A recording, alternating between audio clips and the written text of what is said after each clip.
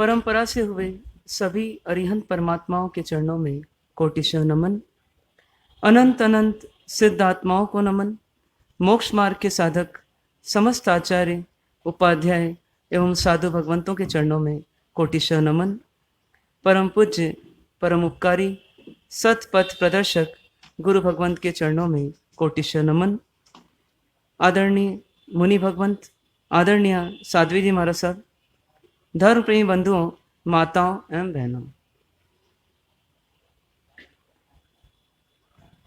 चातुर्मास काल के इन प्रारंभिक दिनों में आप हम सब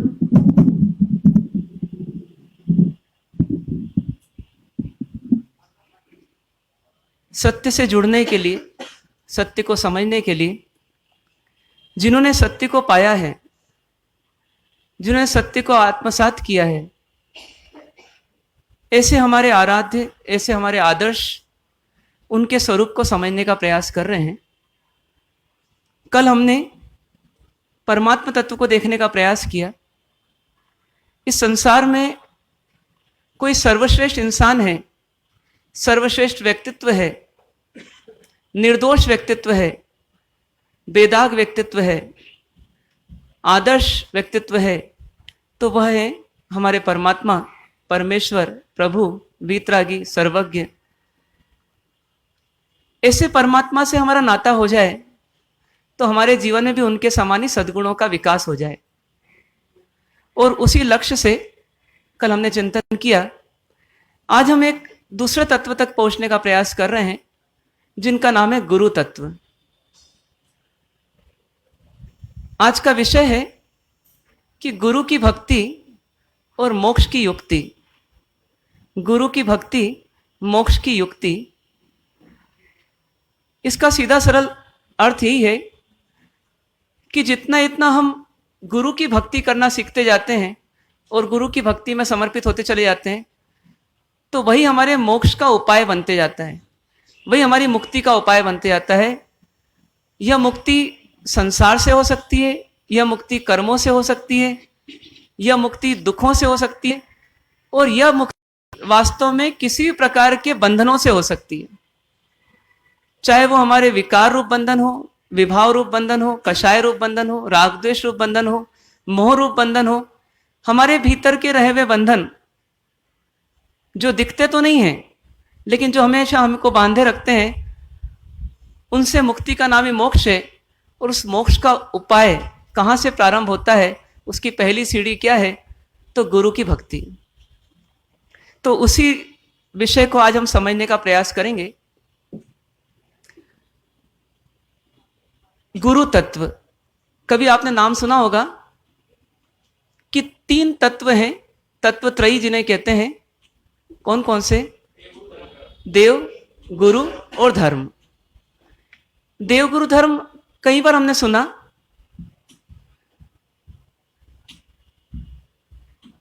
देव वह जो परमात्मा है, जो पूर्ण है, जो हमारी मंजिल है, जो हमारा लक्ष्य है। और धर्म वह जो हमें नियमों के माध्यम से, सूत्रों के माध्यम से, तत्वों के माध्यम से मार्गदर्शन देता है। वो ग्रंथ आदि के रूप में हमारे पास उपलब्ध रहते हैं, उन्हें हम धर्म तत्व कहते हैं। अब देव और धर्म, इन दोनों से हमारा काम हो सकता है, क्योंकि देव हमारी मंजिल है और धर्म हमारा मार्गदर्शक है। तो जो हमें मार्ग दिखा दे और मंजिल तक पहुंचा दे और मंजिल हमें मिल जाए, तो फिर हमें तीसरे तत्व की आवश्यकता है क्या? तीसरे तत्व की हमें आवश्यकता है क्या? तो तीसरा तत्व आता है गुरु तत्व। ये गुरु तत्व बीच में क्यों है? न शुरू में है, न अंत में है, बीच में है। ऐसा क्यों? तो इसलिए है कि ये गुरु तत्व सेतु है, गुरु तत्व ब्रिज है, जो हमें धर्म तत्व से शुरू कराता हुआ देव तत्व तक पहुंचा देता है। ये गुरु तत्व इतना उपकारी है कि ये स्वयं बीच में रहता हुआ हमें कहां पहुंचा देता है? तो हमें टॉप तक पहुंचा जाता है। जैसे आज हम में से अधिकांश लोग पढ़े लिखे हैं, स्कूल और कॉलेज गए होंगे। किसी ने 20 साल, किसी ने 30 साल पहले स्कूल कॉलेज छोड़े होंगे, 40 साल पहले छोड़े होंगे। कई लोग पाएंगे कि हमारे गुरुजन जो थे, वो गुरुजन आज भी पढ़ा रहे होंगे, लेकिन उनके शिष्य कोई कलेक्टर बन चुका होगा, और कोई बहुत बड़ा ऑफिसर बन चुका होगा, और कोई तो शायद सीएम और पीएम बन चुका होगा। तो कितना बड़ा उपकार है उन गुरुजनों का कि उस नादान शिष्य को अनगढ़ पत्थर की तरह लेकर के, उस पर छेनी चला जला करके, उसमें से अशुद्धि निकाल निकाल करके उसको किसके लायक बना दिया? तो इतने ऊंचे पद के लायक बना दिया। ये लोक में ही नहीं, ये लोकोत्तर में भी इसी प्रकार की घटना घटती है, मतलब मोक्ष मार्ग में भी इसी प्रकार की घटना घटती है। कहते हैं गुरु रैया छदमस्तपन, गुरु छदमस्त रह जाते हैं, और उनका शिष्य जिसने विनय को पाला अपने जीवन में, वो कहाँ पहुंच जाता है? तो भगवान भी बन जाता है। ऐसे उदाहरण कहीं मिल जाएंगे। स्कंदक मुनि के 500 शिष्यों का उदाहरण हमें साक्षात गुरु तत्व के दर्शन कराता है कि गुरु तत्व कहाँ रह करके शिष्य तत्व को कहाँ तक पहुंचा जाता है। पर ये गुरु तत्व यदि नहीं होता तो वही स्थिति होती कि राम जी भी होते, सीता जी भी होती, लेकिन कौन नहीं होता? तो बीच का ब्रिज नहीं होता, पुल नहीं होता, तो राम जी सीता जी का मिलन नहीं हो पाता। तो उसी प्रकार से गुरु तत्व एक महत्वपूर्ण तत्व, जो हमें धर्म तत्व भी देता है और देव तत्व भी देता है, और ऐसी करुणा बरसाता है कि जिससे अबोध से अबोध, अज्ञानी से अज्ञानी शिष्य भी परम ज्ञान, परम केवल ज्ञान को प्राप्त कर लेता है। ये गुरु तत्व के बिना कोई रास्ता है क्या? कोई बोले कि ब्रिज है, पर हमें जरूरत नहीं है, बिना ब्रिज के हम चले जाएंगे।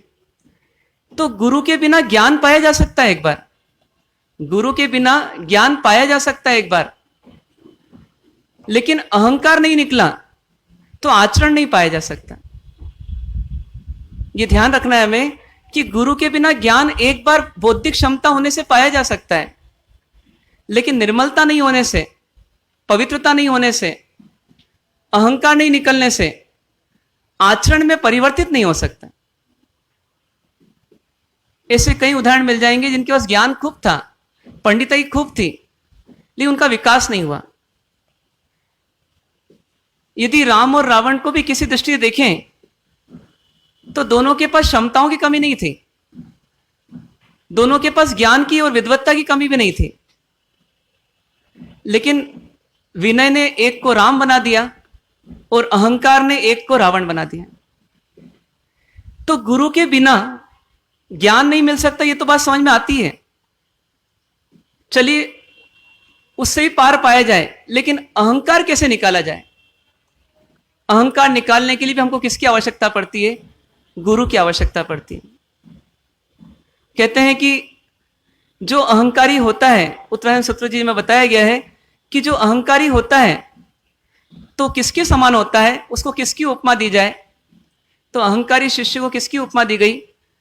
तो बोलते हैं जैसे बारिश के मौसम में कई कुत्तों के कान में कई जीवाणु पैदा हो जाते हैं और वो धीरे धीरे उसी की चमड़ी को खा खा करके वहीं पर क्या कर देते हैं? जख्म कर देते हैं कान में। लेकिन वो लाचार प्राणी क्या करता है? अपने कान के उन जीवाणु को निकाल नहीं सकता, उसकी व्यवस्था नहीं है। लेकिन जब वो जख्म हो जाता है तो उसको कोई चाहता नहीं है, और चाहता नहीं तो वो हर जगह दुत्कारा जाता है। तो उसी प्रकार से जो सुन नहीं सकता, ऐसा अहंकारी शिष्य जो गुरु की सुन नहीं सकता, तो वह गुरु के पास से तो निष्कासित हो ही जाता है, पर साथ ही साथ वो जहां जाता है वहां दुत्कारा ही जाता है। इस अहंकार रूपी राक्षस को निकालने के लिए गुरु तत्व की बेहद आवश्यकता है। और इस अहंकार को निकालने के लिए हमें इसीलिए कहा जाता है कि गुरु का विनय करो। और जब अहंकार निकलता है, बुद्धि की निर्मलता होती है, तो अपरिपक्व से अपरिपक्व प्राणी में भी ज्ञान की प्राप्ति हो जाती है। कहते हैं 4 प्रकार की बुद्धि होती है। नंदी सूत्र जी में कहा गया है कि 4 प्रकार की बुद्धि होती है। हर व्यक्ति बुद्धि के बल पर ही जीता है, लेकिन बुद्धि प्राप्त कैसे होती है? बुद्धि का स्रोत कौन? तो एक होती है ओतपाती की बुद्धि, जैसे अभय कुमार आदि की, कि उनको कहीं ट्रेनिंग नहीं लेना पड़ती, लेकिन उनको सहज ही प्रतिभा होने से समस्या का समाधान करना आता है। वो उनके पूर्व जन्म के संस्कार हैं, पूर्व जन्म की निर्मलता है, कर्म का क्षयोपशम है। एक बुद्धि होती है कार्मिकी बुद्धि। कार्मिकी बुद्धि पनपती है कर्म कर करके, परिश्रम कर करके। मेहनत करता है व्यक्ति, असफलता पाता है, फिर मेहनत करता है, फिर मेहनत करता है, बार बार असफलता पाता है। ऐसा करते करते करते करते रास्ता खोजता है और एक दिन सफलता पाता है। उसकी जो बुद्धि पनपती है वो कर्म कर करके, मतलब मेहनत कर करके, परिश्रम कर करके पनपती है और वो एक सफलता को प्राप्त कर लेता है। तीसरा व्यक्ति वो होता है जिसकी बुद्धि होती है परिणामी की बुद्धि। परिणामी की बुद्धि किसे कहते हैं? कि जो उम्र के आधार पर इंद्रियों से और मन से जो उसको संसार का अनुभव होता है और उस अनुभव से जो व्यक्ति सीखता है, तो उसकी बुद्धि जो पनपती है उसे कहते हैं परिणामी की बुद्धि। तो परिणामी की बुद्धि जब पनपती है तो उसके लिए उम्र का इंतजार करना पड़ता है। कहते हैं ना कभी कभी कि बाल सफेद ऐसे ही नहीं किए। क्यों? क्योंकि जीवन में बहुत कुछ देखा है। एक कम शिक्षित सासू जी है और एक सुशिक्षित बहू है, दोनों में किसका ज्ञान ज्यादा होगा? सीधी सी बात है, बहू का ज्ञान ज्यादा है। आप क्या ना बोल रहे हो? वो बहू से पूछो आप, बहू क्या बोलेगी? मेरी डिग्री बता रही है कि मैं शिक्षित हूं और ये इनकी स्थिति बता रही है कि अशिक्षित है। जो दिखने वाली है, जो गिनने वाली गणना है, उसके आधार पर बहु शिक्षित है। लेकिन जो नहीं दिखने वाला ज्ञान है उसमें वो हो सकता है सासू जी शिक्षित हो, लेकिन वो कौन सा ज्ञान है? अनुभव ज्ञान। और उसी अनुभव ज्ञान को हम यहाँ की भाषा में क्या बोलते हैं? वो परिणामी की बुद्धि है। वो परिणामों से, मतलब परिणमन कर करके, अवस्था पार करते करते, जन्म से बचपन, बचपन से यौवन, यौवन से बुजुर्ग अवस्था, ऐसे करते करते ज्ञान की प्राप्ति हो, इसको बोलते हैं परिणामी की बुद्धि। ये तीन बुद्धि जो है, ये तीन बुद्धि कहीं ना कहीं किसी न किसी पर निर्भर है।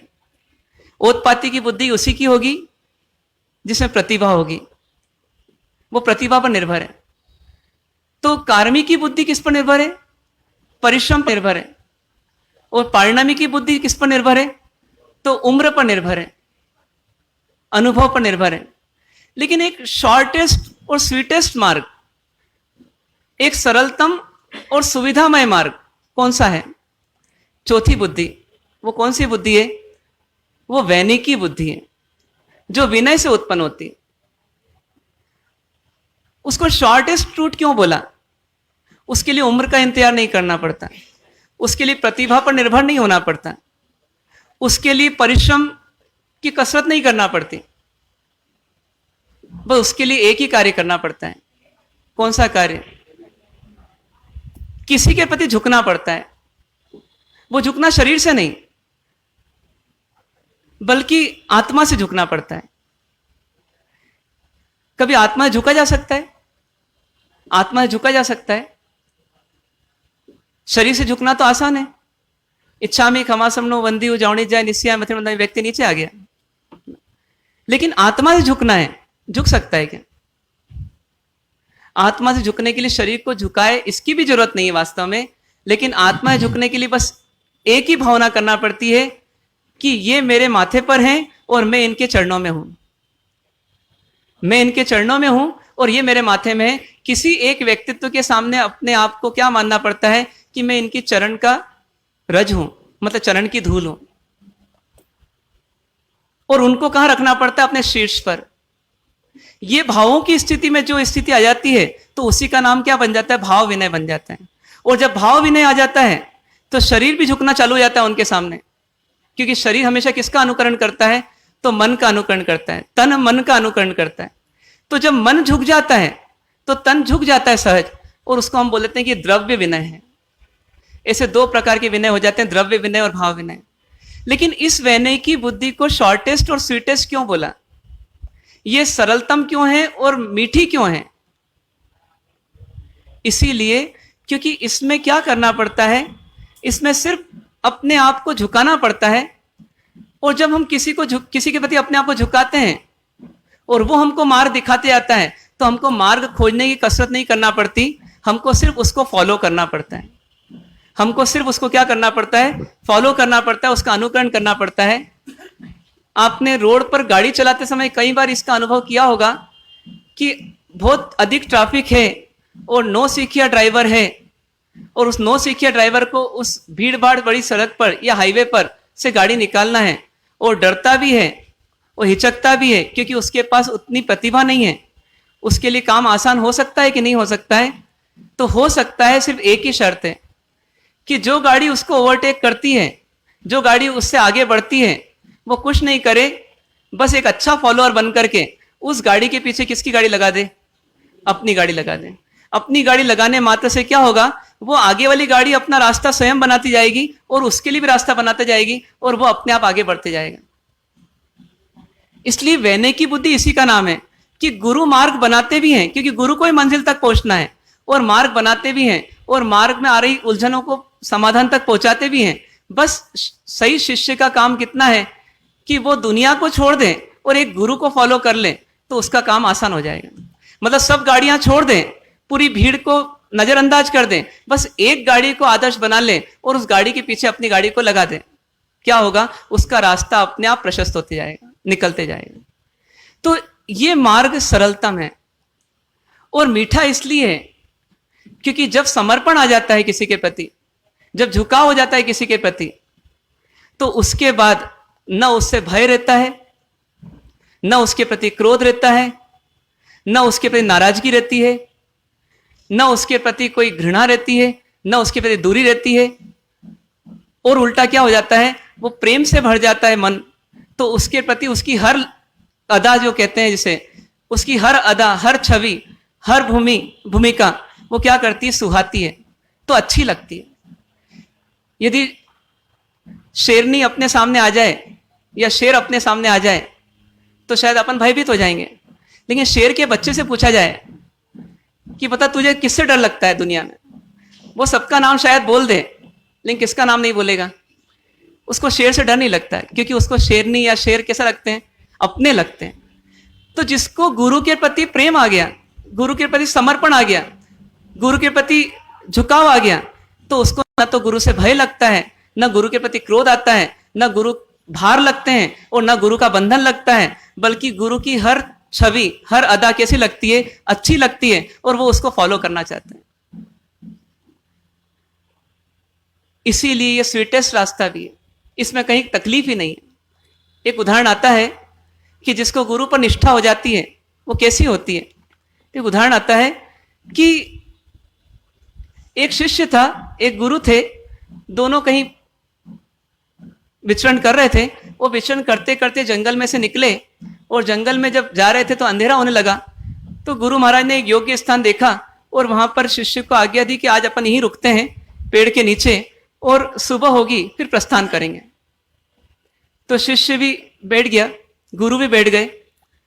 रात्रि में शिष्य को नींद आने लगी, तो गुरु ने सोचा कि मैं जगता हूं, क्योंकि हिंसक जानवरों से भरा हुआ ये वन क्षेत्र है, लेकिन शिष्य जो है वो शिष्य अभी नया है, नूतन है, तो उसको आराम की आवश्यकता है। तो उसको आदेश दिया कि आप सो जाओ, और गुरुजी जगने लगे। और शिष्य ने सोचा मैं कहां सोऊं, तो इतना प्रेम था, तो शिष्य कहां सो गया? गुरु की गोदी में सो गया, अपने शीश को रख करके। अब वो सो गया, निश्चिंत होगा, चिंतित होगा वो? इतना भयानक जंगल है, उस जंगल में भांति भांति के प्राणी हैं, और बीच बीच में रह रह करके आवाजें आ रही है, लेकिन वो निश्चिंत है, उसको जल्दी नींद लग गई। गुरुजी सोचते हैं कि शिष्य तो सो गया, लेकिन मेरा कर्तव्य कि मैं जागता रहूं। और पूनम की रात्रि थी, हल्का हल्का उजाला भी आ ही रहा था, पत्तियों से छन छन करके, और गुरुजी अपना चिंतन मनन तत्व का कर रहे थे।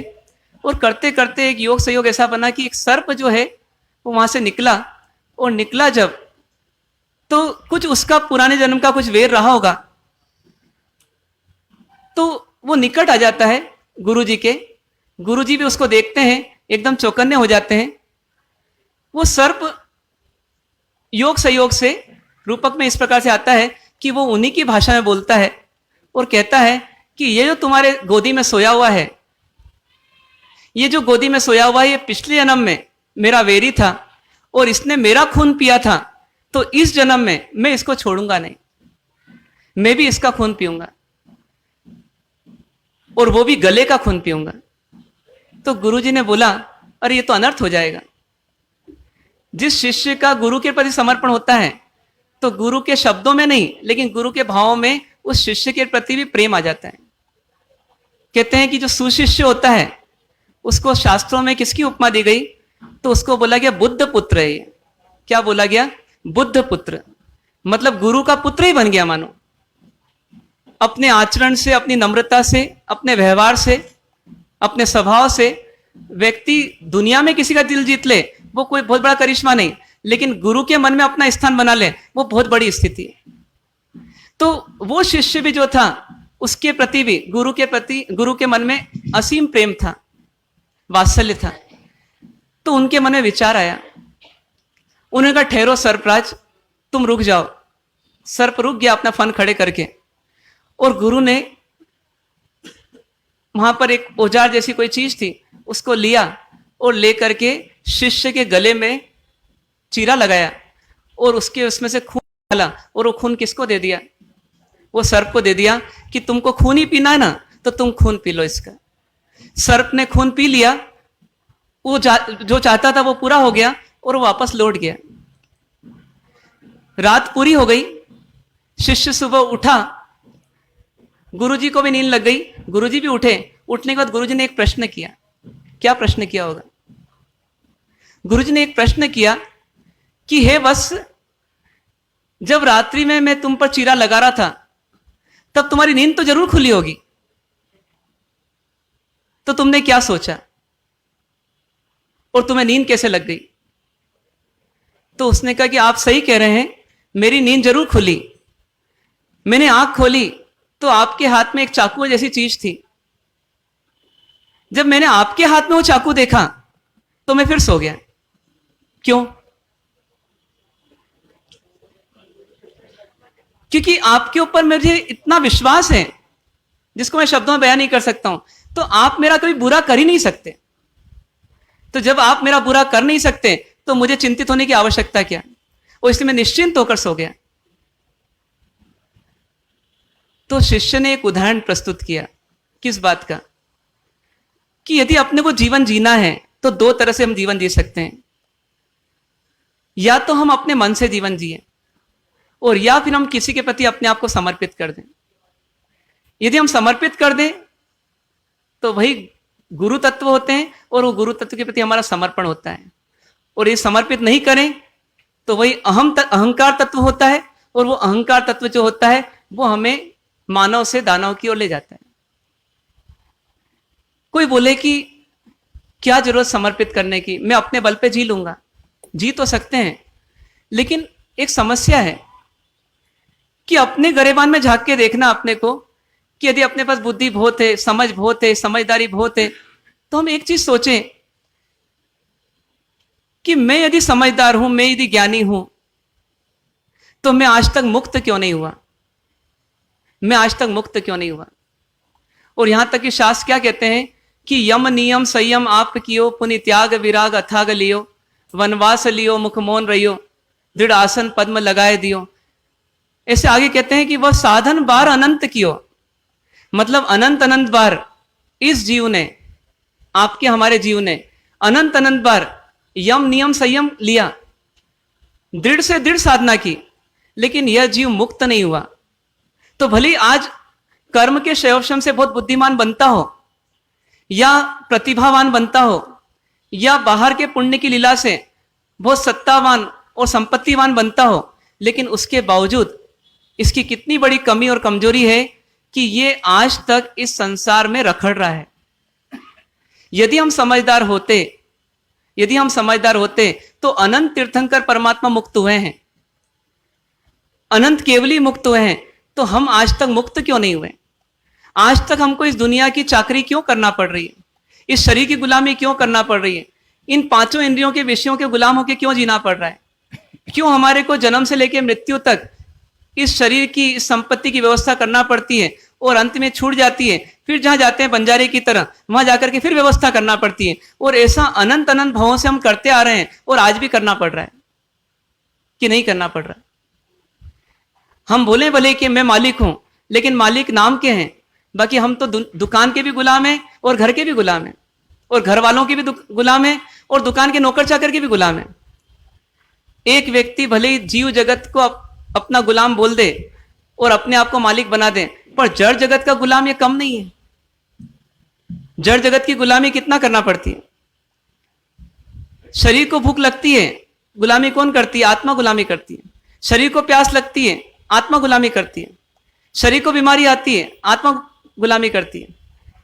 यानी बोलते हैं कि कभी शरीर की, कभी परिवार की, कभी संपत्ति की, अनेक प्रकार की गुलामी जब ये जीव करने को तैयार है, तो एक का गुलाम बनने को तैयार क्यों नहीं? किसका गुलाम? गुरु तत्व का। वहां इतना मान क्यों दिखाता है, वहां इतना अहंकार क्यों दिखाता है? और वो भी तब जब सदगुरु मिल जाए तब भी। कहते हैं कि वह साधन बार अनंत कियो, तदपि कछु हाथ हजू न परियो, बिन सदगुरु कोई न भेद लहे, मुख आगल है का बात कहे। मतलब एक सदगुरु का साथ पकड़ ले तो जो चीज बहुत कठिन बहुत कठिन बहुत कठिन है, मतलब मरुस्थल में पानी ढूंढने जैसी है, वो चीज भी क्या हो जाएगी? बड़ी आसान हो जाएगी। लेकिन उसके लिए क्या चाहिए? एक अनकंडीशनल डेडिकेशन, मतलब बिना शर्त का समर्पण। बिना शर्त का समर्पण कहा है ऋषभनाथ भगवान के स्तवन में देवचंदी महाराज साहब ने कि प्रीति जो की परमात्मा से या अन्यों से, वो विष भरी की, विषैली की, जिसमें स्वार्थ की बदबू थी। और स्वार्थ की बदबू से यदि किसी की भी गुलामी करें तो आपको गुलामी के अलावा कुछ नहीं मिलेगा। लेकिन एक गुरु तत्व के प्रति बिना स्वार्थ के, बिना भौतिक स्वार्थ के, बिना भौतिक लालसा के, बिना भौतिक आकांक्षा के ये समर्पित हो जाते हैं, और सदगुरु मिल जाएं तो सदगुरु के मिलने पर स्वयं का क्या हो जाता है? कल्याण हो जाता है। क्या करना चाहिए जीवन में? सबकी गुलामी करना, कि सबकी गुलामी छोड़ने के लिए एक की गुलामी स्वीकार करना, और वो भी सहर्ष। क्या करना चाहिए? क्या करना चाहिए? क्या सोचते हैं आप? कई बार हम सोचते हैं ना कि हम अगले जन्म में सीमंत स्वामी के पास जाएंगे, वहां हम 8 वर्ष की उम्र में दीक्षा लेंगे। लेकिन उसके पहले की शर्त क्या है? पात्रता। और पात्रता कौन सी चाहिए? सबसे पहली कि भीतर का अहंकार गले और हम किसी के आगे समर्पित होने के तैयार हो सके। और समर्पित होने के लिए जो अहंकार निकालना चाहिए वो निकाल सके। हो सकता है क्या ऐसा? हो सकता है क्या ऐसा? ये जन्म हमको जो मिला है, यदि हम इस जन्म में चारित्र पालन नहीं कर सकते, चारित्र अंगीकार नहीं कर सकते, तो भी सम्यक दर्शन और सम्यक दर्शन की भूमिका जरूर प्राप्त कर सकते हैं। और सम्यक दर्शन की भूमिका के लिए क्या चाहिए? तो परमात्मा तत्व के प्रति विनय, गुरु तत्व के प्रति विनय, धर्म तत्व के प्रति विनय। व्यवहार सम्यक दर्शन दिलाता है। मतलब ये वो स्थितियां हैं कि जिससे हमारी पात्रता बनती है, और पात्र जीव में ही फिर ज्ञान, दर्शन, चाहिए आदि ठहरते हैं। यदि पात्रता नहीं होगी हमारे अंदर में धर्म को प्राप्त करने की, तो हम कितना ही ज्ञानार्जन कर लें, कितना ही चारित्र का पालन कर लें, लेकिन बिना पात्रता के हमारे को सफलता नहीं मिलेगी। और पात्रता शुरू कहां से होती है? तो पात्रता शुरू होती है विनय से। कहते हैं धम्मस्य मूलम विनयो, मतलब धर्म का मूल क्या है? धर्म की शुरुआत कहां से होगी? तो धर्म की शुरुआत विनय से होगी। और कहते हैं परमो से मोक्षो, मतलब अंतिम कौन है? धर्म का मूल यदि विनय है तो धर्म का फल क्या है? तो बोलते हैं धर्म का फल मोक्ष है। तो ये पूरी यात्रा कहां से प्रारंभ होती है और कहां तक जाती है? तो विनय से प्रारंभ होती है और मोक्ष तक जाती है। अब जो पहली पंक्ति पर नहीं आना चाहे वो आगे की पंक्ति पर जा सकेगा क्या? जो पहली पंक्ति पर नहीं आना चाहे, पहली सीढ़ी नहीं चढ़ना चाहे, तो आगे की सीढ़ी पर जा सकेगा क्या? इसलिए अपने भीतर में किस तत्व को बढ़ाने की आवश्यकता है? तो विनय तत्व को बढ़ाने की आवश्यकता है। इसलिए क्या बोलते हैं कि इस संसार में सदगुरु की खोज कर, और सदगुरु की खोज करके सदगुरु के पे समर्पित हो जाए। पर उसके पहले यदि हम कहें तो विनय 2 प्रकार का है। एक लौकिक विनय है और एक लोकोत्तर विनय है। एक लौकिक विनय है और एक लोकोत्तर विनय है। सदगुरु के प्रति समर्पण ये लोकोत्तर विनय है। लेकिन सदगुरु के पहले माता पिता, परिजन या अन्य गुरुजन के प्रति विनय, ये कौन सा विनय है? ये लौकिक विनय। तो लोकोत्तर का आधार कौन बनेगा? लोकोत्तर विनय का आधार कौन बनेगा? तो लौकिक विनय बनेगा। हमारे भीतर लौकिक विनय भी है क्या, ये सोचना है हमारे को। और ये लौकिक विनय नहीं आया तो लोकोत्तर विनय की पात्रता आ सकेगी क्या? एक भाई साहब मिले एक बार, उनके बच्चे को टीचर ने कुछ डांट दिया होगा, तो एकदम अक्खड़ होकर के बोले महाराज साहब, ऐसी बात चली। तो बात चलते चलते बोले कि मेरे बेटे को आज जबरदस्त डांट दिया टीचर ने। तो बोले मेरी कल की भावना है कि कल मैं जाऊंगा स्कूल और प्रिंसिपल के कक्ष में उस टीचर को बुलाऊंगा और उसकी ऐसी हालत खराब करूंगा कि वो आज कल हिम्मत नहीं करेगा मेरे बेटे को डांटने की। तो पिताजी ने बोल तो दिया और शायद कर भी दिया होगा, लेकिन आप सोचो कि किसकी कमी है, किसकी कमी है। और आज ये प्रायः होता है। तो ये प्रायः क्यों होता है? क्योंकि आज क्या बढ़ चुका है प्रायः, कहते हैं कि यदि चारों गति का विश्लेषण करें तो मान कषाय सबसे ज्यादा कौन सी गति में होती है? तो मनुष्य गति में। और मान का पुतला जब ये बन जाता है पुण्य के उदय में, तो उसके बाद इसको कोई झुका नहीं सकता। और जब झुका नहीं सकता तो फिर जहां झुकना चाहिए वहां भी झुक नहीं पाता। एक पिता क्या आदर्श प्रस्तुत कर रहा है बेटे के सामने कि बेटे के सामने गुरु की हालत ऐसी करेगा, तो सोचिए बेटा आगे बढ़कर के बड़ा होकर के पिता की हालत क्या करेगा? वो सिर्फ अनुकरण करेगा। तो बोलेगा कि जब अपने लक्ष्य की प्राप्ति ना हो तो चाहे कैसे भी अपने लक्ष्य की प्राप्ति करना है और उसके लिए विनय खोना पड़े तो खो करके लक्ष्य की प्राप्ति करना है। तो ऐसा व्यक्तित्व आगे बढ़ सकेगा क्या? तो वो पिता जो है वो पिता बनकर के भी बेटे के प्रति अपने कर्तव्य को निभा पा रहा है क्या? तो ऐसी स्थिति हमारी भी होती है प्रायः। कई बहनें बोलती है कि मेरे जो देवर जी हैं उनके बच्चे एकदम चालाक चतुर हैं और मेरे बच्चे बिल्कुल ढीले ढाले हैं, तो मेरे बच्चों को भी मैं ऐसी ट्रेनिंग देना चाहती हूं कि इनके पिता जैसे नहीं बने, इनके चाचा जैसे बने। अब कैसी ट्रेनिंग देना चाहती हूं? वो आगे जाकर के उस बच्चे का भविष्य क्या होगा? मतलब हम क्या चाह रहे हैं कि तुम मेरा विनय करो, बाकी किसी का विनय मत करो। पर ये भूल रहे हैं कि सब ऐसे ही बोलेंगे उस बच्चे को, तो बच्चा क्या सीखेगा? वास्तव में यदि हमें विनय चाहिए तो हमें दूसरे का विनय कराना पड़ेगा। जब विनय के संस्कार बनेंगे बच्चे में तो वो शायद हमारे प्रति विनय अपना पाएगा। और वो तो बात की बात है, पहले हमको उनके दूसरों के प्रति विनय करना पड़ेगा। क्या ऐसा हो सकता है क्या? क्या ऐसा हो सकता है क्या कि विनय हमारा संस्कार बन जाए? विनय हमारा संस्कार बन जाए, विनय हमारा स्वभाव बन जाए। आखिर क्रोध हमें एक क्षण में आता है, तो इसकी प्रैक्टिस भी हमने की है पूर्व में, संस्कार बनाए हमने, कभी सर्प बन करके और भी शेर बन करके और कभी कुत्ता बन करके। जब वो संस्कार हम बना सकते हैं तो हम एक नए सिरे से संस्कार बना सकते हैं क्या? और कौन से संस्कार? विनय के संस्कार बन सकते हैं क्या? क्या ऐसा हो सकता है क्या कि हम छोटे हैं तो बड़ों का विनय करें और यदि बड़े हैं तो छोटों का ही विनय करें? विनय बाउंड्री लेस होता है, विनय की सीमा नहीं होती, विनय का तरीका बदल जाता है। यदि आप बड़े हो और छोटे के प्रति विनय करना है तो यह नहीं कहा जाएगा कि आप चरण स्पर्श करके विनय करो। लेकिन यदि आपको अपनी गलती महसूस होती है या गलती समझ में आ जाती है, भली देर से आती है, तो कम से कम आपके पास 2 शब्द तो हैं, मिच्छामि दुक्कडम या सॉरी करने का।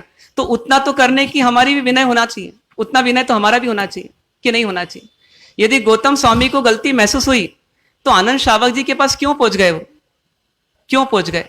वो तो इतने बड़े संत थे, 50,000 शिष्यों के गुरु थे, उनको क्या जरूरत थी? और कौन देखने आने वाला था? और आनंद श्रावक तो स्वयं उस समय शैया पर थे, तो क्या जरूरत थी? लेकिन उन्हें सोचा कि ये शल्य रह जाएगा मेरे अंदर। कौन सा शल्य? अहंकार का शल्य। मेरे अंदर अहंकार रह जाएगा कि मैं बड़ा हूं और ये आनंद छोटे हैं और इसलिए मैं सही हूं, ये गलत, जबकि गलत मैं था, ऐसा मेरे प्रभु बोल रहे हैं, मेरे परम गुरु बोल रहे हैं। तो फिर मैं क्या करूं? मैं अपने आप को चेंज कर लूं। तो चेंज जब किया तो काम कितना आसान हो गया कि चले गए। कैसे गए? एक सामान्य व्यक्ति बन के चले गए और उनसे कहा कि हां आप सही थे, मैं गलत था, मिच्छामि दुक्कडम। केस सॉल्व हो गया। और ये नहीं किया होता तो शायद फिर अहंकार हावी होता, तो फिर अहंकार को निकालने में फिर वापस मेहनत करना पड़ती। तो एक शैली बना सकते हैं क्या हम? एक शैली बना सकते हैं क्या? कौन सी शैली? विनय की शैली, विनय की शैली। यदि किसी बुजुर्ग को हम देख रहे हैं और वो सभा में आए हैं और हमने उनको देखा, तो देख करके हमने किसी को आजू बाजू नहीं देखा और हम खड़े हो गए और खड़े होकर के उनके लिए एक कुर्सी रख दी और वापस अपनी सीट पे चुपचाप बैठ गए, क्या ऐसा हो सकता है क्या? और ऐसा होने के लिए हमको कितनी मेहनत करना पड़ेगी, या कौन से ट्रेनिंग इंस्टीट्यूट में जाकर ट्रेनिंग लेना पड़ेगी? सिर्फ इसके लिए हमारी भावना चाहिए। भावना ये चाहिए कि लाभ मेरा है। लाभ मेरा क्यों है? क्योंकि जितना मैं विनय बढ़ाऊंगा उतनी मेरी पात्रता बढ़ेगी, और विनय बढ़ाने के लिए मुझे एक अच्छा मौका मिला है कि एक बुजुर्ग व्यक्ति मेरे पास आकर के खड़े हो गए। तो ऐसे समय अपना विनय नहीं बढ़ाऊंगा तो फिर कब बढ़ाऊंगा? और ये तो कॉमन सेंस की चीज है कि एक बार विनय का भाव आ जाएगा तो फिर बुजुर्ग खड़े हैं तो विनय कर सकते हैं, और बुजुर्ग बैठे हैं तो भी हम विनय का कोई दूसरा तरीका ढूंढ सकते हैं, और बुजुर्ग यदि रोड क्रॉस कर रहे हैं तो विनय का तीसरा तरीका ढूंढ सकते हैं। वो तरीके बदल सकते हैं हम, लेकिन एक कॉमन फॉर्मूला हमारे अंदर सेट हो जाए कि मेरे को विनय बढ़ाना है बस। शास्त्रों में बहुत सारे नियम दिए विनय के, 33 प्रकार के आशातना गुरु की होती है, वो नहीं करना। अब उसमें कहा गया कि यदि गुरु चल रहे हैं तो आप आगे आगे मत चलो। अब एक बार यदि भावना आ गई विनय की, तो ये फॉर्मूला आप खुद बना सकते हैं, नहीं बना सकते? बना सकते हैं। बस उसके लिए क्या करना पड़ेगा? हमारे भीतर में एक विषय बनाना पड़ेगा, अंदर में विनय बढ़ाना है मुझे, और विनय बढ़ाने के लिए मैं ही जिम्मेदार हूं, कोई ट्रेनिंग इंस्टीट्यूट नहीं है। और यहां तक कि एक उम्र के बाद न माता पिता कह सकते हैं और न पत्नी इंगित कर सकती है, तो बढ़ाना किसे है? बस मुझे ही बढ़ाना है। और विनय जब बढ़ेगा, जब इस विनय का अंदर में ज्ञान बढ़ेगा और ज्ञान के प्रति झुकाव बढ़ेगा, तो फिर क्या होगा? विनय के उदाहरण अपने आप बनते जाएंगे। शास्त्रों में कहा गया है कि यदि गुरु महाराज रात्रि में, आधी रात्रि में यदि अपने संस्थारक पर, अपने संथारे पर यदि बैठ जाएं और शिष्य की नजर खुले और देखे, तो देखिए अरे गुरु महाराज बैठे हुए हैं, तो वो देखता है गुरु महाराज को 2 क्षण के लिए, और गुरु महाराज की एक बार भी नजर यदि खिड़की की ओर चली जाए तो उसको समझते हुए देर नहीं लगती कि मुझे क्या करना है, मुझे खिड़की बंद करना है। गुरु महाराज ने कहा नहीं, ना अंधेरे में कोई उसको देखने वाला है कि तू सेवा कर रहा है या नहीं कर रहा, लेकिन उसके भीतर में एक भावना है कि गुरु के इंगित को और आकार को मुझे समझना है। मतलब गुरु के द्वारा 2 निर्देश मुझे मिल रहा है, सूक्ष्म या स्थूल, छोटा या बड़ा, मुझे उसको समझना है, और समझ करके मुझे अपना काम करना है, और जिससे मेरा लाभ है, और मेरा लाभ जन्मों जन्मों तक मुझे काम आएगा। विनय गुण ऐसा भी नहीं है कि आज अपने अर्जित किया और मोक्ष हो गया, अब विनय की आवश्यकता नहीं। विनय सहज रहने वाला स्वभाव है हमारा, और पहले विनय आता है माता पिता परिजनों पर, फिर थोड़ा बढ़ करके विनय आता है हमारे लोकोत्तर सदगुरु पर, और उससे अधिक विनय आता है फिर अपनी आत्मा पर। जब झुकाव लौकिक से उठ करके लोकोत्तर की होता है और सदगुरु की ओर विनय आता है, तो सदगुरु के द्वारा जब देशना मिलती है, और उस देशना में जब हमें पता पड़ता है कि अपन तो आत्मा है, अपन फालतू ये कर्मों और शरीरों के चक्कर में भटक रहे हैं, तो शरीर की गुलामी छोड़ के, कर्मों की गुलामी छोड़ करके हम आत्म तत्व के प्रति सजग हो जाते हैं, और आत्म तत्व के प्रति सजग हो जाते हैं, तो हम वास्तव में किसका विनय करते हैं? उस समय आत्मा का विनय करते हैं। यदि गुरु महाराज से दूर रह करके भी यदि शिष्य साधना कर रहा है, जैसे स्थूली बद्री गुरु महाराज से दूर रह करके भी यदि साधना कर रहे थे, तो वो इनडायरेक्टली क्या कर रहे थे? तो इनडायरेक्टली गुरु महाराज का विनय कर रहे थे, और गुरु महाराज का ही विनय नहीं कर रहे थे, बल्कि अपने आत्म तत्व का ही विनय कर रहे थे। हमने आज तक अनंत काल में गुरु महाराज की भी अनेकों बार आशाधना की, और हमने आत्म तत्व की भी अनेकों बार आशाधना की। सदगुरु तो वो हैं जो हमें आत्म तत्व का रास्ता दिखा देते हैं, और आत्म तत्व का रास्ता पाकर के आत्मा में झुक जाती है, आत्मा की ओर झुक जाती है, और आत्मा की शुद्धि में लग जाती है, और आत्म कल्याण का पुरुषार्थ करती है, और एक दिन मुक्ति को प्राप्त कर लेती है। इसलिए गुरु की भक्ति मोक्ष की क्या है? मोक्ष की युक्ति है। मतलब वो मोक्ष का उपाय है कि यदि सदगुरु की भक्ति की, तो सदगुरु स्वयं कुछ नहीं चाहते, लेकिन सदगुरु के माध्यम से जो मार्गदर्शन मिलता है वो हमें कहां तक पहुंचा देता है? वो मोक्ष मंजिल तक पहुंचा देता है। एक उदाहरण आता है शास्त्रों में, उस कथा में हमें थोड़ा समझना है कि किस प्रकार से एक विनय एक व्यक्ति को कहां से कहां पहुंचा देता है। आपने कई बार सुनी होगी वो कथा, फिर एक बार दोहरा लें उसको। उज्जैन नगरी थी, और उज्जैन नगरी में एक गुरु महाराज का आगमन हुआ। नाम था उनका चंड रुद्राचार्य। नाम सुना होगा कई बार आपने। तो चंड रुद्राचार्य, नाम ही चंड था और रुद्र भी, मतलब कहते हैं कि क्रोध उनका तीव्र था और गलती को बर्दाश्त करने की क्षमता नहीं थी, और इसलिए गलती जब होती तो फटकारने में देर नहीं लगती उनको। और ऐसी स्थिति में वो बिल्कुल शांत मन से उज्जैनी नगरी के बाहर एक उद्यान में, एक झोपड़ी नुमा जगह में वो अपना विश्राम कर रहे थे। शाम का समय था, संध्या होने को आई थी, और उज्जैन नगरी में आज ही एक विवाह समारोह समाप्त हुआ था। और जिसका विवाह हुआ वह भाई जो था अपने दोस्तों के साथ कि अब रात्रि में थोड़ी देर है तो मैं थोड़ा घूम करके आता हूँ, टहल करके आता हूँ, तो अपने दोस्तों के साथ घूम रहा था। और घूमते घूमते कहाँ पहुंच गया, तो घूमते घूमते नगरी से बाहर निकला, और नगरी से बाहर निकला तो उद्यान आ गया, और उद्यान में योग संयोग से वो वहीं पहुंच गए कि जहां पर गुरु महाराज विराजमान थे। अब गुरु महाराज वहां विराजमान है, और दोस्तों की मंडली मस्करी करती करती रास्ते में कहां पहुंच गई, गुरु महाराज के पास पहुंच गई। तो जिसकी मस्करी की आदत होती है, जिसकी हास्य की आदत होती है, उसका कौन सा गुण चले जाता है, तो उसका विनय गुण चले जाता है, और इसीलिए कभी कभी अविनय हो जाता है। तो इसलिए हमें भी हास्य से बचना, आनंद में रहना और हास्य से बचना, क्योंकि हास्य की आदत कई बार आशंका का कारण बन सकती है। एक अंधे का पुत्र अंधा, इतना सा हास्य कितना भारी पड़ गया, ये इतिहास बताता है। तो वो दोस्त जो थे वो मस्करी करते करते अंदर पहुंच गए, और वो युवक भी जो था वो भी उनके साथ था, लेकिन युवक गंभीर था, पर गंभीर व्यक्ति भी जैसी संगत में रहता है तो वैसे ही प्रभाव बाहर दिखता है। तो इसलिए वो दोस्त जब बैठे और वो मस्करी कर ही रहे थे, और करते करते गुरु महाराज सामने बैठे हैं, तो गुरु महाराज से उस गंभीर युवक ने कहा, जिसकी आज शादी हुई थी, उसने कहा कि गुरु महाराज, कभी कभी आप जैसे व्यक्तित्वों के दर्शन होते हैं, तो आज कृपया करें वो मुझे संसार से तिरने का मार्ग बताएं। तो इतना सा उसका बोलना हुआ, और दोस्तों ने मस्करी की कि हाँ गुरुदेव, ये भाई जो है ये संसार से तिरना चाहता है, यानी दीक्षा लेना चाहता है, और दीक्षा लेना चाहता है तो आज इसको दीक्षा दे दीजिए। पर साथ में किसी ने कहा कि अरे ये आपसे मस्करी कर रहा है, वास्तव में इसको दीक्षा विक्षा लेना नहीं है। तो गुरु महाराज को लगा कि ये लोग मेरा मजाक उड़ा रहे हैं, और थोड़ा सा क्रोध उनका तीव्र था ही। तो उस समय उन्होंने कहा कि ठीक है, तुम मेरी मस्करी उड़ा रहे हो ना, तुम दीक्षा लेना चाहते हो ना, तो ठीक है, मैं तुमको आज दीक्षा देता हूं।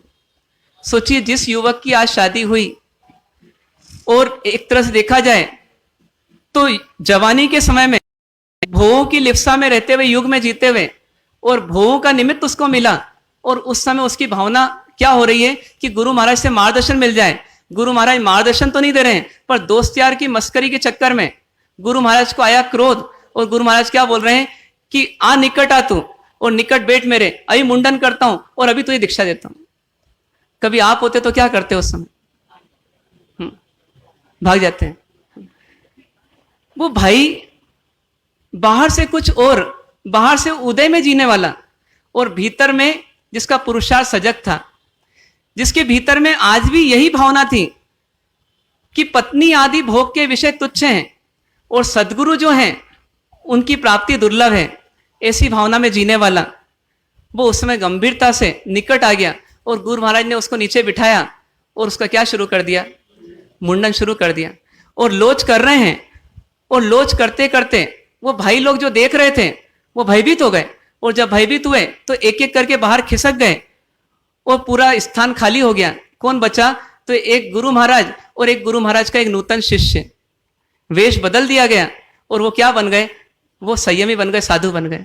सोचिए, आज जिसका विवाह हुआ वो उस विवाह के पूरे सपनों को छोड़ करके सहज ही एक क्षण में गुरु महाराज के लिए समर्पित हो गया। तो ये समर्पण जो था उसका, ये आज दिखा, लेकिन होगा कब से आप अनुमान लगा सकते हैं। कितनी भावना भाता होगा, क्या उसका मनोरथ होगा, और कहां उसका उदय तीव्र होगा जिसके कारण से उसका विवाह हुआ होगा। लेकिन उसको आनंद आ रहा है। किस बात का आनंद आ रहा है? कि जो काम आज तक नहीं हो पाया वो आज मेरा हो गया, ये शुभ लग्न था, ये शुभ बेला थी और मेरा काम हो गया। इतना विचार करते करते आनंद में है, लेकिन एकदम से एक चिंता की लकीर आई। चिंता क्या आती है कि ये दोस्त तो चले गए, पर जाके गए कहां होंगे? तो वही उस कुटुंब कबीले में गए होंगे, और वो मेरे घर में भी जाएंगे। वो मेरे घर में जब जाकर के बताएंगे कि ऐसा ऐसा एक जैन मुनि ने कर दिया तुम्हारे बेटे का, और उसका विवाह हुआ था, जबकि उसका आज क्या कर दिया, उसका मुंडन करके उसको क्या बना दिया, साधु बना दिया। तो वो जरूर नाराज होंगे और आग बबूले होंगे और वो आएंगे यहां पर और मेरे गुरु महाराज का क्या करेंगे, अपमान करेंगे। और ये जब अपमान होगा तो मेरे से देखा नहीं जाएगा। तो भीतर में भावना हुई, गुरु महाराज से निवेदन किया और निवेदन करके क्या कहा कि गुरु महाराज ऐसे तो अपना आचार है जो आप बताते हैं कि रात्रि में विचरण नहीं करना, लेकिन आज स्थिति अलग है और मेरा ऐसा निवेदन है कि अपने को ये स्थान छोड़ देना चाहिए, नहीं तो शायद आज कुछ भी अनर्थ हो जाएगा और जो अनर्थ होगा वो देखा नहीं जाएगा। मतलब चिंता है तो किसकी है, गुरु महाराज की, क्योंकि जीवन का सर्वस्व किसको मान लिया, गुरु महाराज को। तो जीवन का सर्वस्व जिसको मान लेते हैं तो वो अपने से भी अधिक प्रिय हो जाता है, स्वयं से भी प्रिय हो जाता है। और जो स्वयं से अधिक प्रिय हो जाता है जिसके भी मन में, तो उसके मन से वो काम नहीं करता बल्कि उसके कर्तव्यों से और गुरु महाराज के हित से वो काम करता है। तो बस उसने निवेदन किया। गुरु महाराज ने पहला क्वेश्चन पूछा कि भैया मैं तो वयोवृद्ध हूं और मैं तो चल नहीं सकता, और इस अंधेरे में, आज तो स्ट्रीट लाइट का जमाना है पर वो तो अंधेरी रात थी और रात्रि में कोई स्ट्रीट लाइट नहीं और पगडंडी भरा रास्ता, तो कैसे पार होगा। तो उसने कहा कि मैं हूं ना। शिष्य ने आश्वासन दिया। गुरु महाराज भी कहते हैं कि मैं हूं ना और शिष्य भी कहता है मैं हूं ना। गुरु महाराज बोलते हैं तेरी आत्मा के लिए मैं हूं ना और शिष्य बोलता है आपके शरीर आदि के लिए मैं हूं ना। इस प्रकार से दोनों का क्या चलता है, एक सात्विक व्यापार चलता है। दोनों देते हैं अपने कर्तव्यों को और बदले में दोनों को कुछ ना कुछ मिलता है। तो गुरु महाराज से निवेदन किया कि मैं हूं ना, तो जब मैं हूं ना तो आप मेरे कंधे बैठ जाइए और मैं आपको रास्ता पार करा दूंगा और मैं भी कर लूंगा और इस प्रकार अपन बच जाएंगे। गुरु महाराज ने कहा ठीक है। और गुरु महाराज कहाँ बैठ गए, कंधे पर बैठ गए और शिष्य रवाना हो गए। रवाना तो हो गए अच्छी भावना से, लेकिन छद्मस प्राणी और अंधेरी रात्रि न निमित्त अनुकूल है और न स्वयं का उपादान पूरा जागृत है कि केवल ज्ञान आदि है। तो चलते चलते क्या हो रहा था, बार बार वो कंकड़ भरे रास्ते में, पथरीले रास्ते में चलते चलते बार बार ठोकर लगती और ठोकर लगती तो थोड़ा असंतुलित हो जाते और होते तो गुरु महाराज का मन भी क्या हो जाता, असंतुलित हो जाता। और जब असंतुलित होते तो सीधे किस पर व्यंग कसते या किसको डांटते, तो शिष्य को डांटते। पर शिष्य डांट सुनते जा रहा और अपने आप को सुधारते जा रहा। और सुधारने के प्रयास में क्या करना पड़ता है, तो गुरु की बात को सकारात्मक रूप से लेना पड़ता है, न कि नकारात्मक रूप से लेना पड़ता है। किसी भी हमदर्द के, किसी भी मार्गदर्शक के यदि किसी सुझाव को यदि हम सकारात्मक रूप से लें तो अहम हावी नहीं होगा बल्कि सुधार शुरू हो जाएगा। और क्या हुआ कि वो अपने आप को सुधारने की पुरजोर कोशिश करने लगा और ऐसे रास्ता पार होने लगा। और रास्ता पार करते करते अनायास ही एक बीच में गड्ढा आया और शिष्य को दिखा नहीं, और दिखा नहीं तो गड्ढे में जोर से पांव गया। वो स्वयं तो लड़खड़ाया पर किसी तरह गुरु महाराज को बचाया। पर गुरु महाराज को बचाया लेकिन गुरु महाराज को झटका तो लगा, और झटका जब लगा तो बार बार इसको समझाता हूं, बार बार इसको कहता हूं, ये सुनता नहीं है। तो गुरु महाराज के हाथ में क्या था, डंडा था, और डंडे को जोर से उसके सिर पे मारा।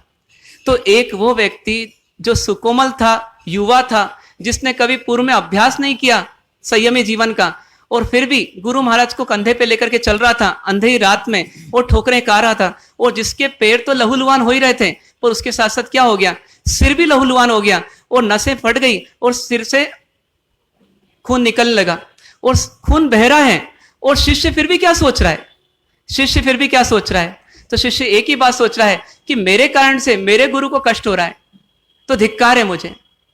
और ये सोचते सोचते सोचते सोचते आत्मा की निर्मलता बढ़ती जा रही है, और निर्मलता बढ़ते बढ़ते मानो संसार का राग द्वेष तो एक तरफ हो गया और राग द्वेष अब जो बचा हुआ है वो भी जाने की कगार में। और ऐसा करते करते अपने आप को संतुलित करने का और अधिक प्रयास करने लगा, और अधिक आंखें गाड़ गाड़ करके देख करके चलने लगा। इधर बाहर से ये होने लगा और अंदर से उसकी आत्मा और जागृत होने लगी। और करते करते क्या हुआ, कुछ समय के बाद वो शिष्य बिल्कुल सही ढंग से चलने लगा। जब बिल्कुल सही ढंग से चलने लगा कि मानो एकदम चिकनी सपाट रोड हो, तो ऐसा चलने लगा। तो गुरु महाराज थोड़े मुस्कुराए और मुस्कुराते हुए व्यंग कसा। क्या व्यंग कसा कि देख डंडे खाए ना तूने तो तू सुधर गया।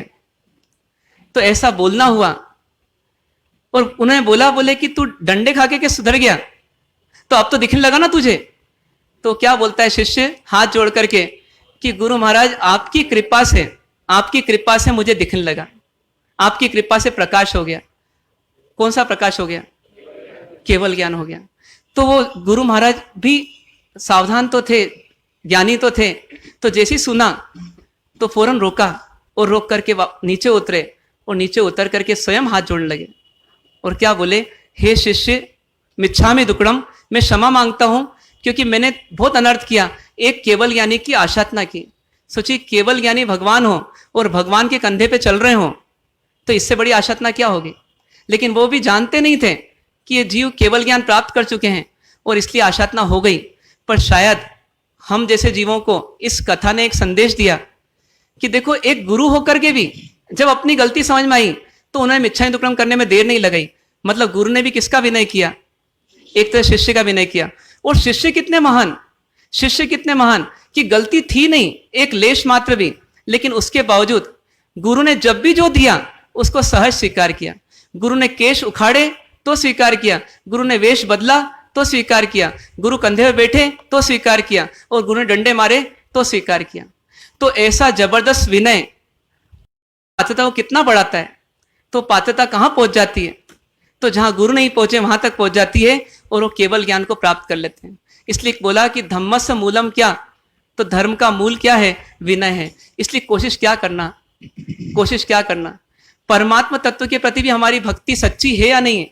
उसकी पहचान किससे होती है कि जो साक्षात दिखने वाले परमात्मा तुल्य जो गुरु होते हैं, उन गुरु के प्रति हमारी भक्ति सच्ची है कि नहीं। यदि गुरु के प्रति भक्ति सच्ची नहीं है तो निश्चित तौर पर मानना कि ना हमारे को देव तत्व की प्राप्ति होगी और ना हमें धर्म तत्व की प्राप्ति होगी। और वास्तव में ये गुरु, ये जीव जो है, ये गुरु को पाकर के भी खाली हाथी इस दुनिया से चला जाएगा। इसलिए ऐसी गलती नहीं हो, उसके लिए क्या करना, अपने जितना गला सकें गलाना, अपने अहंकार को जितना गला सकें तो गलाना, और गुरु को भगवान मानने में एक रत्ती भर भी कमी नहीं रखना।